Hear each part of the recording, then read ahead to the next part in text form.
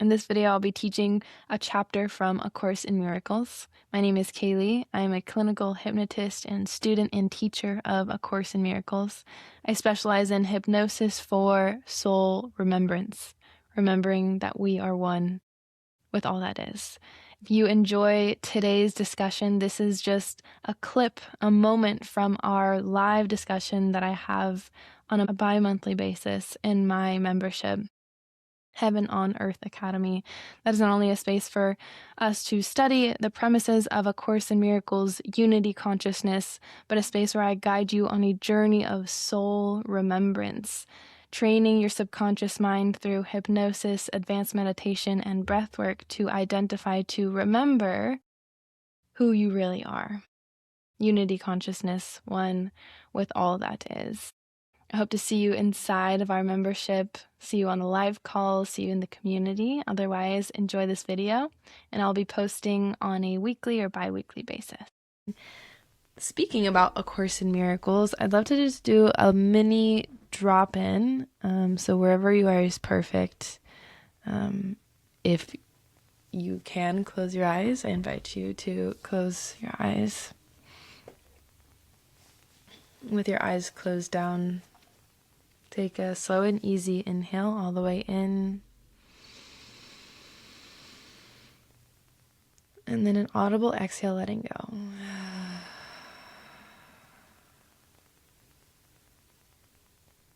Another one of those, breathing in fully. And an audible exhale, letting it go. And now for a moment, just noticing your breath.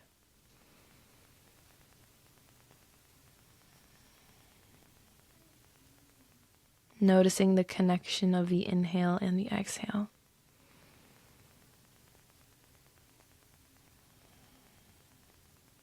One fluid, connected breath.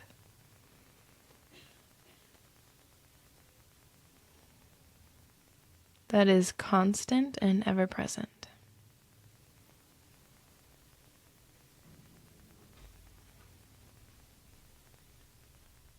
As you follow this constant pattern,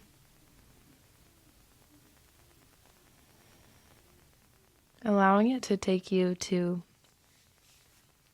another constant deeper within you.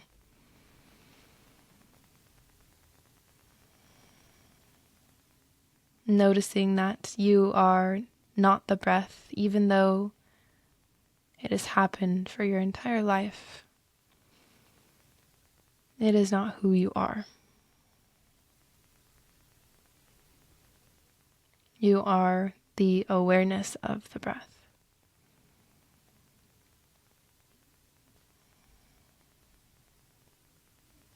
Constant.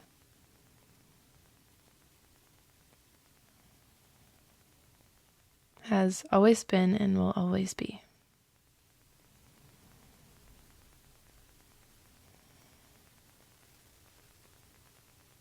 Steady, unwavering, infinite and indestructible. Imagine you can rest in that place.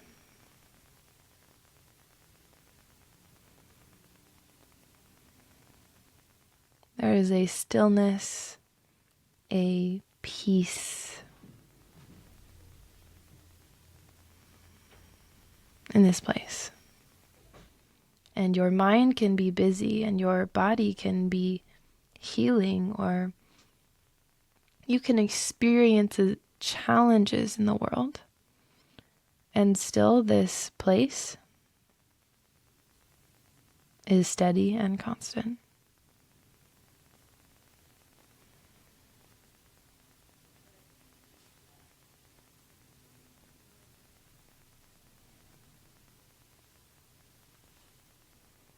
Oftentimes we associate with the thinking mind. We think that we are the thoughts. We think that our thoughts are reality themselves. And when we sink back into the truth of who we are, awareness, consciousness, infiniteness, all of a sudden it becomes clear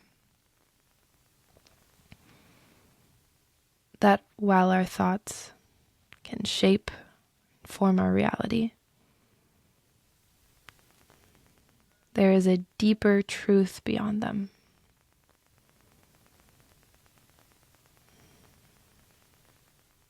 And when we remember this truth, the truth of who we really are,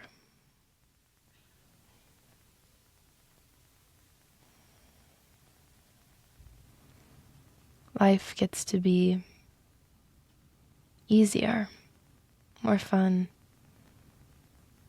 A game that we play. Because in truth, we have and we are everything. Imagine you can feel the expansiveness of who it is that you are.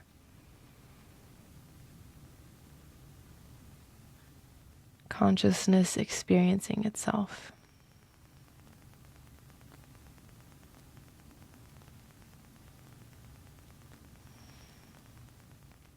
And if you knew for certain, using the powerful mind that you have, imagining that you knew for certain you have and you are everything, what safety and comfort would you experience in your body, in your heart, and in your mind?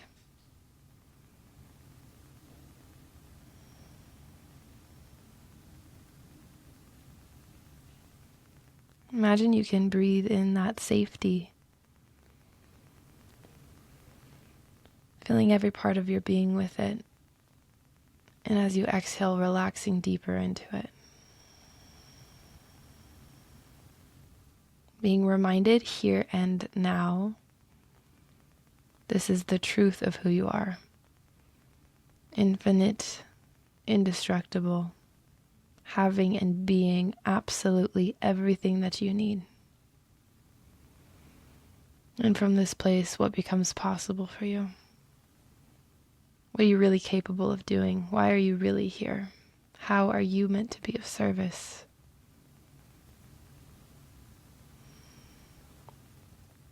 Now your energy and your actions come from a place that is far beyond what your ego mind is capable of. You become propelled by an infinite source. Feel that strength and power within you, again, as the truth of who you are. And one last time, breathing it in. Filling up all the way. And on the exhale, beginning to feel your body against the surface beneath you. And slowly and gently begin to blink your eyes open, coming all the way back to this space.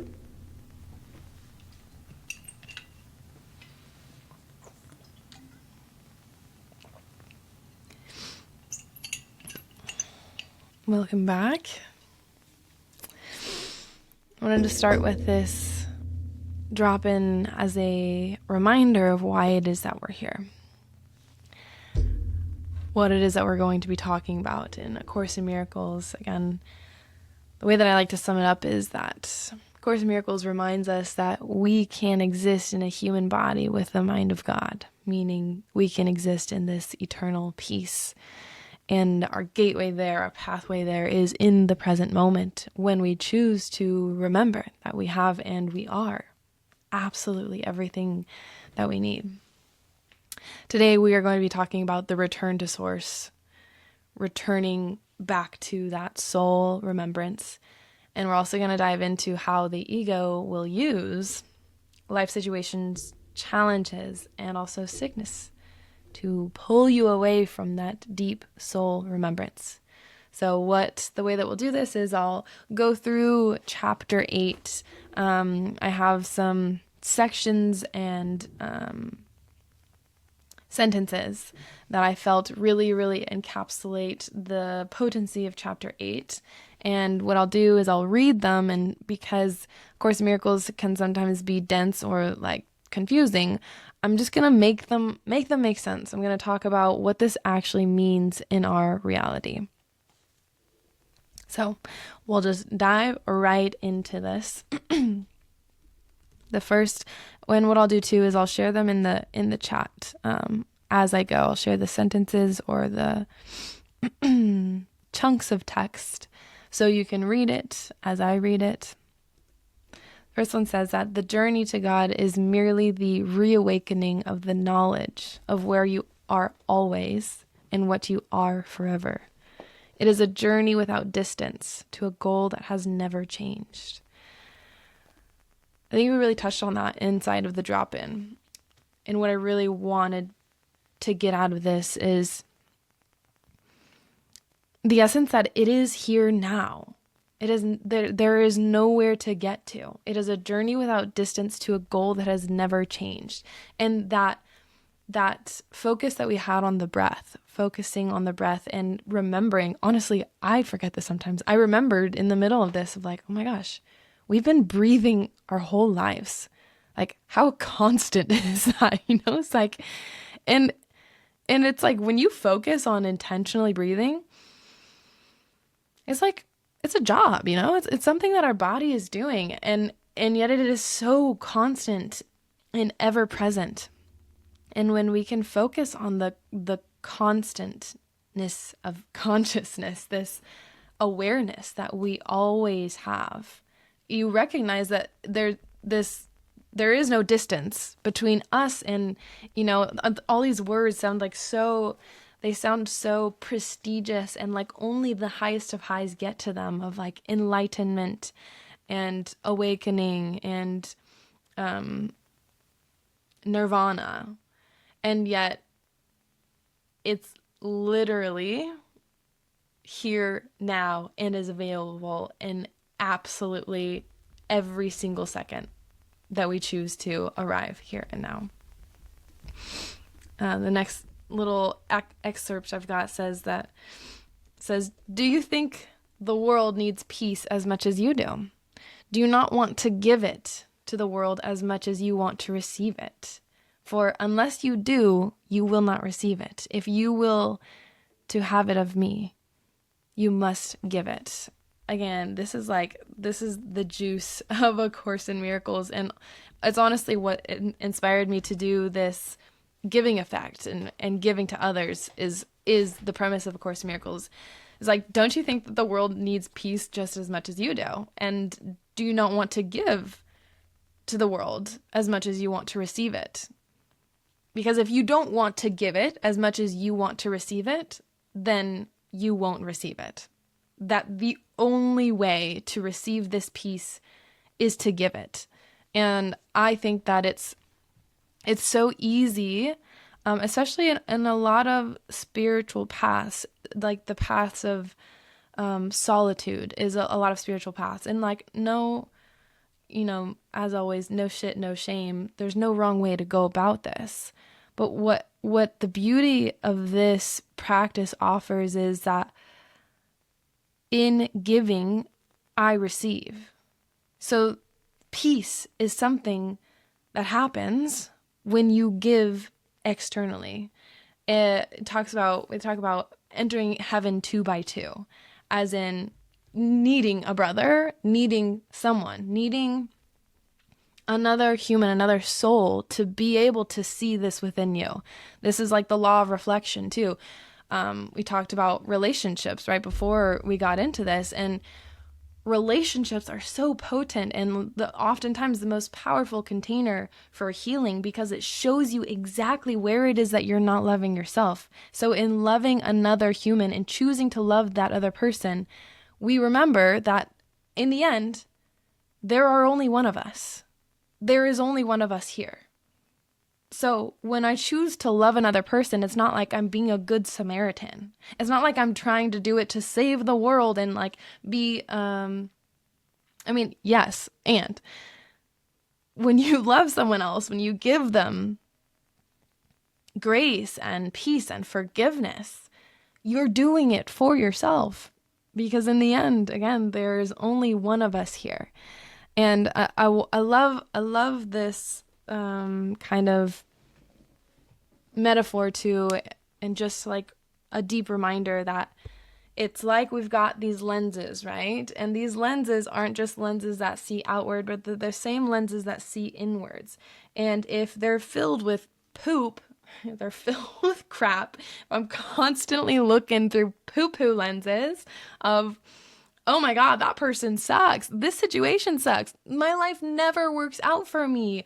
I feel like I've been struggling for so long, and I'm looking and perceiving the world through this lens, perceiving others through this lens. It's absolutely mandatory that I see myself the exact same way, that I see my life the exact same way, that I see that I'm disappointed and I'm annoyed, and it's I reference it all the time, but it's so true.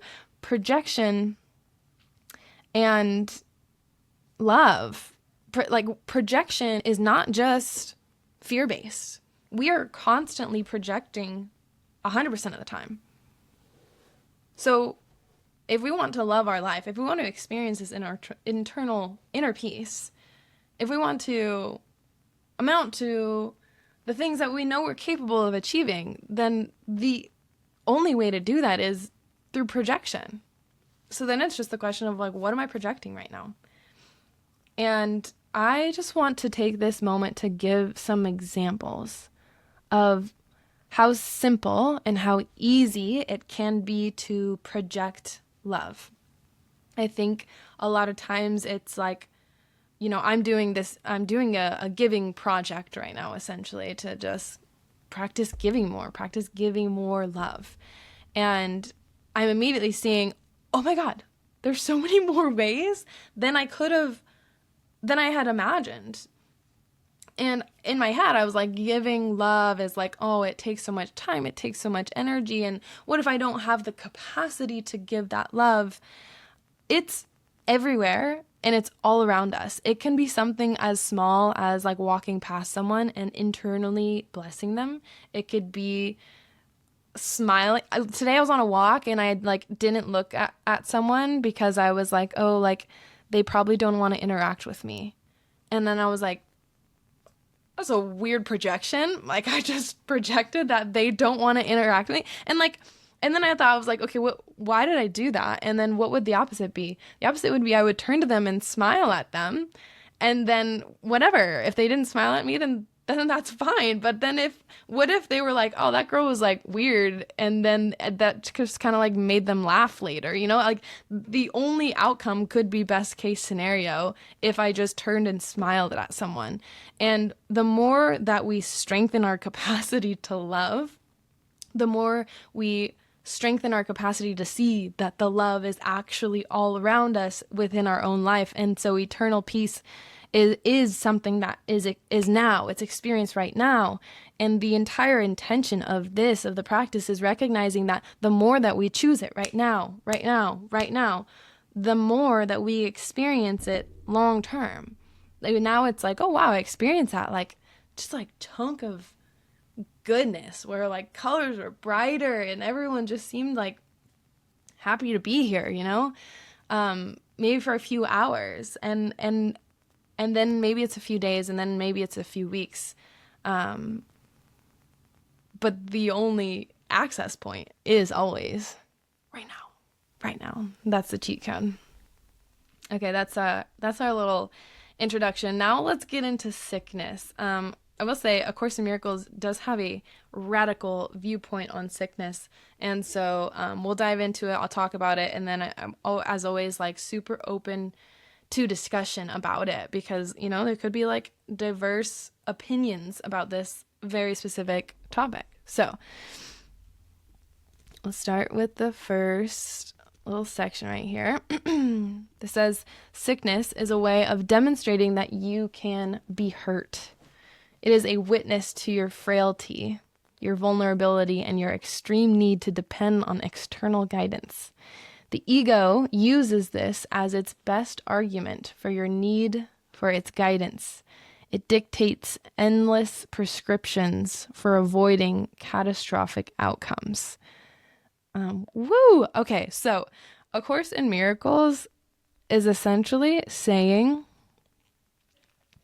that your ego uses sickness to keep you from awakening, to keep you from enlightenment.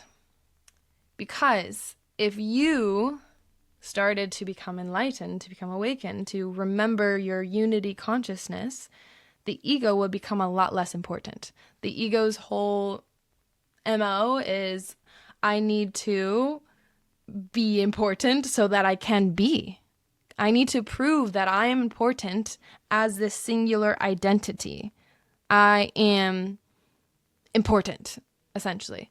So what happens is a lot of, and this is not a unique experience in that it happens all the time. I'm sure that if you tune back into a moment, you've actually seen it happen within yourself, where you're on a roll, like things are going really well, you're operating in like flow, you're actually taking action on the things that you need to, and then a capacity moment kind of hits. Maybe it's even before the capacity moment hits, and all of a sudden you get sick or you get hurt. To some capacity, something happens with your body. And this is where a lot of times people go, oh man, like maybe this path isn't meant for me, because like, why did I get sick at this exact moment? Is this a sign? Is it telling me that I'm not meant to go this way? And then the ego is like, yes, because now what are you focused on? You're focused on the body. You're focused on the body. You have forgotten that you are not the body, because when you feel sick, when you feel disgusting, it hurts. There's a lot of pain, and that pain is pulling your attention from formlessness, from the all, from that flow state. And it's like, no, I promise you, you are the body. You're just a human. You're this ego, and you have these problems. Look at them. So the opportunity here is to remember who you really are, even when you get sick, even when you get hurt. And it's not to say, like, again, A Course in Miracles is pretty radical. It's not to say you can't use medicine. You can't use physical therapy. You can't do the physical things that it would take to heal your body. What it's getting at is, don't begin, what is that called? Idolizing, false worshiping the body or things in form. It says right here, the ego uses this as its best argument for your need for its guidance. The ego really wants you to think that your healing is outside of yourself. Something out there will save you. Why? Because the ego loves confusion. If you're confused and you're searching for something else, it must be something else out there is going to heal me, is going to fix me. Then what are you saying? You're saying, I'm not everything that I need. You're saying, I don't believe that I have and I am absolutely everything, that I am connected with all that is. You are subscribing to the belief that there is something out there. There must be something wrong with me, and there must be something out there that will fix me. What this tangibly looks like, I actually just really vulnerably, I really struggled with this at first. I got sick when I was like just starting out A Course in Miracles, and I didn't quite understand this. And so I misinterpreted the text, and I thought that it meant, okay, like I am not the body. And so something is wrong with me. And what is like my soul trying to communicate with me? And then I started to literally do exactly what it says not to do. And I was like hyper analyzing. And honestly, I ended up getting sick for a very long time. And I think it's because I was just like so focused on what was wrong with me. Now, with some like hindsight's 2020, I see what I did wrong, and I made it just another egoic way to look and analyze of what's wrong with me and seek for an answer. I was like, but it's from my soul instead of outside of me. But I was still, if I'm seeking for something, that then I'm assuming something's wrong with me. So all that to say that now I haven't gotten sick in a while, so that's cool. I, even after a really big experience, I didn't get sick after it. So I'm feeling like more steady as far as like allowing my spirit to guide me. And also, if I do get sick anytime soon, the way that I go about it is just forgiveness. Like, I'm just rooted in the main premise, our main function in A Course in Miracles is forgiveness. So when I get sick, I'm not like, oh no, what did I do wrong? Should I have been sleeping more? Should I have eaten more? Did I do this? What can I be doing? Is this a sign? Does this mean I need to do, like, I'm like skipping all the drama, and I'm like, oh, I'm sick. Okay, what can I do right now to help myself feel better? And like, if that's medicine, I take medicine. If that's like going to sleep, I go to sleep. But I am forgiving myself for the fact that I got sick, and I'm forgiving myself for the fact that I'm going to be sick. But usually that's what makes sickness like ego's favorite thing. Because what does the ego love? The ego loves to be obsessed with the past and be obsessed with the future. And so when you're sick, your ego goes, see, you shouldn't have done those things. You shouldn't have done this, and you shouldn't have done this, and you shouldn't have done this. And that's why you're sick. And now guess what? Because you're sick, on Monday when you go to work, you're going to feel like shit. You're going to feel like shit, and you're probably going to have a bad conversation with it. And like, literally is like the ego's playground. When you are sick and when you are hurt, it's like, perfect. We have all the time in the world to talk about how much you sucked, and all the time in the world to talk about how much it's going to suck, because everything's terrible right now and it's all your fault. So the sickness, and if we reinterpret it from the lens of the Holy Spirit, which is what A Course in Miracles would have us do, is it's an opportunity for forgiveness. It's a really, really, and sickness, and I'm just going to include like, like injury in any kind of way. Any call for healing is an opportunity for your body, for you to forgive the fact that you got sick and just be with what is. It's the most challenging time to do it because you're most likely in pain. But think about in your normal life, when you're not sick, when you're not broken, when you're not healing in some kind of way. If you take that as like, this is my dojo moment right now, I have the opportunity to be with what is. And I'm not saying like just like bear down and experience like all the pain. Like, you can take meds, like, or you can even like watch a movie, like do what you got to do to feel good. And also take that moment, that opportunity, not to be in any kind of guilt around your sickness.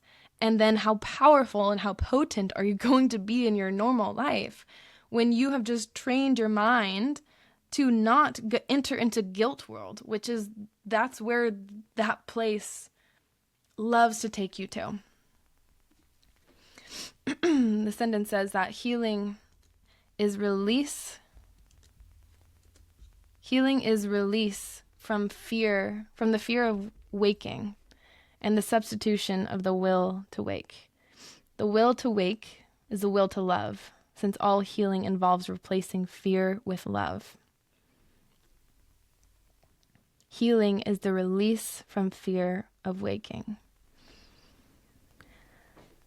That really ties it all together, everything that I just talked about, as far as, again, the ego using sickness to keep you away from awakening.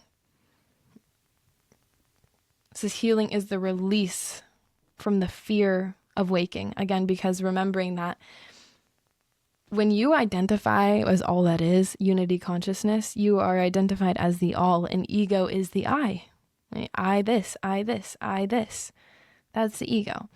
And when you identify with the all, the ego is threatened And it's like, no, no, no. We have to do this alone. We have to do it ourselves. You can't trust them. You can't trust the all. You can't trust all that is, that it's going to work out. You have to do it. And the relinquishment of that is the ego's most terrifying scenario.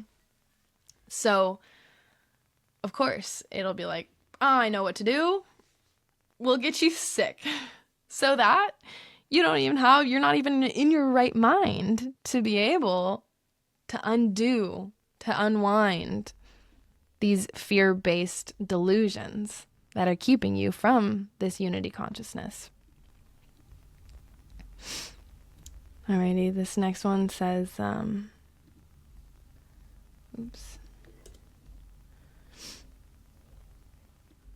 when you limit yourself, we are not of one mind, and that is sickness. Yet sickness is not of the body, but of the mind. All forms of dysfunction are merely signs that the mind has split and does not accept a unified purpose.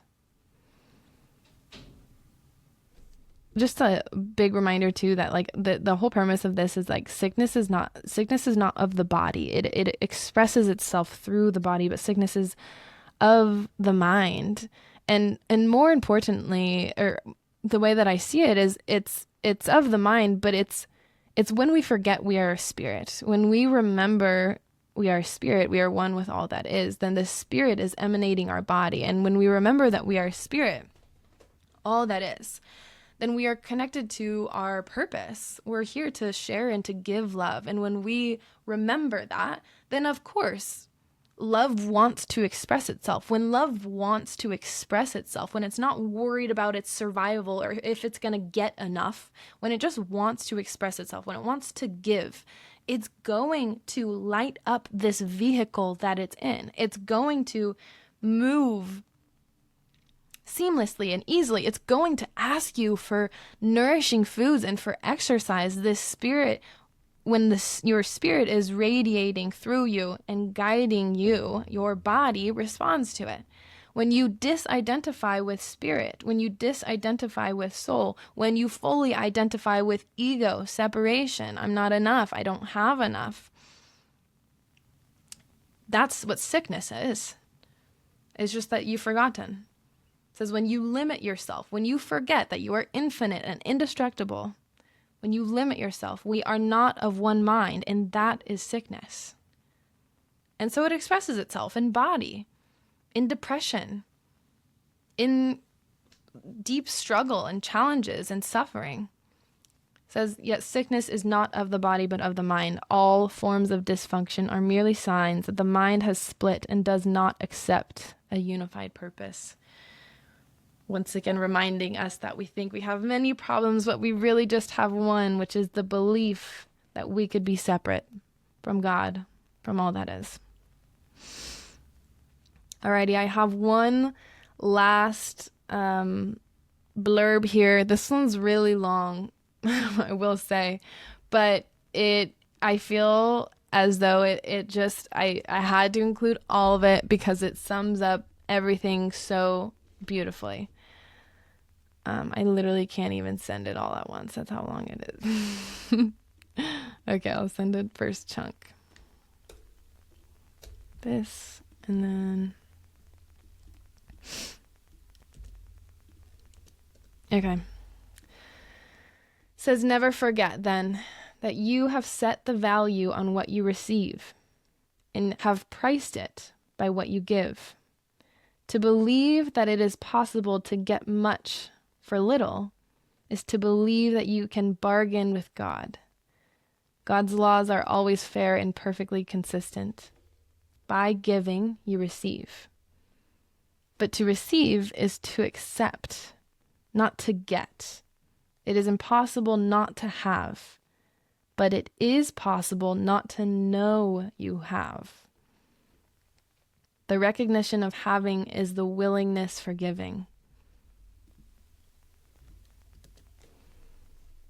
And only by this willingness can you recognize what you have. What you give is therefore the value you put on what you have, being the exact measure of the value that you put on it. And this, in return, is the measure of how much you want it. Okay.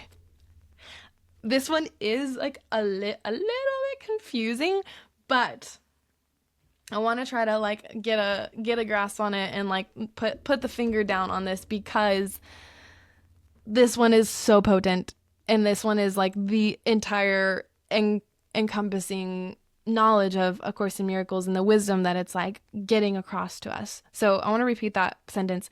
It is impossible not to have, but it is possible not to know you have. Okay, so we already have, and we are absolutely everything. So it is impossible not to have. We have it. We are one consciousness, we are one mind. But it is possible not to know that you have, meaning we have minds. It's possible to forget. It's possible not to know that I have everything. We do it all the time. That's why we freak out, operate from scarcity, feel like we need more, feel like we need safety, is because we forget. We forget that we absolutely have everything that we need. The kingdom of heaven is here. It is within us. It is all around us. It says the recognition of having is the willingness for giving. So when you recognize, oh yeah, I have it all. And I want to give like a tangible description of this. Like, what does that mean? The recognition of having. The recognition of having. The way that I think of this is, a lot of times we think, I don't have energy for this. I don't have capacity. I don't know enough. There are these thoughts and parameters around how much we think that we can do or give in a said day. So let's say like today, truthfully, it is day 2 of my menstrual cycle. I was super sleepy today, and I was like, okay, I'm gonna hop on a call and I'm gonna say these words. And if I was operating from like just pure egoic mind, I would say, oh my God, I don't have the energy for this. I don't have enough energy for this. What if I, can't show up fully and I say things wrong? But when I recognize that I have everything, that I absolutely have everything within me, it means there's an energy that comes from beyond. It's not necessarily how much food and sleep and water that I had in a day, or how much I even meditated that day, but it's the recognition that in truth, I have everything that I need. I have the energy that comes from a place that is beyond me. And when I recognize that I have the energy, that I have the resources, that I have the knowledge, that I have the wisdom, that I have everything, that it matches right up with the willingness to give. So today, in this exact scenario, because I remembered, like, yeah, this isn't about me. It's not about my ego. It's not about how much I think that I know or have or can give, because I already have it all. So my willingness to give matches exactly what I believe that I already have within me. If I believe that I don't have enough, then I am not willing to give it. If I am not willing to give it, then I am not willing to receive it. This is like 2 + 2 = 4 in how reality works. And so let's say, you want more money in your life, you want more wealth, or you want more opportunities. If you don't believe, if you don't recognize that you have it, that you have the wisdom, that you have the value to exchange with another person, then you won't be willing to give it. And if you're not willing to give it, that means you're not willing to receive it. So there's no like, oh, well, I want more money, so why am I not getting more money? But it's because you haven't recognized that you have it already. You have, this is the premise of manifestation itself. You have what you want. You just have to remember that you have it. When you do, you'll be willing to give, and then, you'll receive. And not just in the form of money. Money makes this example a lot easier. And then follows with, and only by this willingness can you recognize what it is that you have. only by your willingness to give. Again, like reinserting that when you give, you recognize what you have. It's the funniest little loop, because you're like, you first recognize, the recognition of having is the willingness for giving. So you recognize, I have enough energy to do this. I'm willing to give. And then you give. And in giving, it's reflected right back to you exactly what you have. You give to someone else in some capacity, and maybe it's a smile, but this burst of energy is flooded back into you, and you're like, oh wow, I had that in the beginning to begin with. And so it's this infinite loop of every single time you give, you receive, you give, you receive. And that is this eternal peace that it's talking about. You don't have to get anything. There's nothing to get when you remember that you have it already, and you have it by giving it. Okay. I got in a little loop right there. A loop talking about loops. Okay, and this last part says that you can ask of the Holy Spirit then only by giving to him. And you can give to him only where you can see him. If you see him in everyone, consider how much you will be asking of him and how much you will receive. He will deny you nothing because you have denied him nothing, and so you can share everything. This is the way and the only way to have his answer, because his answer is all you can ask for what you want, for and want. Say then to everyone, because I will to know myself, I see you as God's son and my brother. And so everything that we just talked about in this summary of doing this through other people. There's a quote that I forgot the guy's name, but I think it's either a philosopher or something. But he said, "Hell is other people," and and this is really pointing to like the opposite of that. Like, heaven is other people, because I want to know myself. I see you, I see another as God's son and my brother, and in doing so, that is how I know myself. That is how I love my life. That is how I experience peace and the vastness that is constantly available to us, is just by seeing it in the other, in another. Alrighty, that's about all I have today for the text portion. Kind of like take away, and what I invite you into from this is this giving. I'm maybe it's just because I'm doing it and I want you guys to be a part of it, but in this giving experiment, like, practice with giving and see how it directly changes your life. Remembering that in giving, I receive. When you give to another, you are giving to yourself. And that can be in physical form, but we have millions of opportunities in every single moment to give. It can be giving a blessing to someone even though they don't know. It can also be giving gratitude.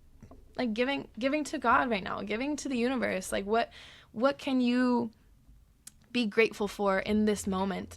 And, maybe it's not like every single moment of every single day, but then the opportunity is to notice, okay, where am I trying to get? Where in my life am I trying to get? And in that area, how can I give more? Whether it's money, or whether it's in a relationship, or whether it's at work, like, where are you trying to get? And in that same sense, how can you give so that you can see that you actually already have, and then also witness the beauty of this universe that is a constant reflection of who it is that you are. So it's like, it's twofold. The action itself shows you what you have, and then simultaneously we have this insane world that we live in that reflects back to us in a material way exactly what we believe about ourselves, exactly what we are willing to see about how the world looks, which is essentially how we believe that we look internally.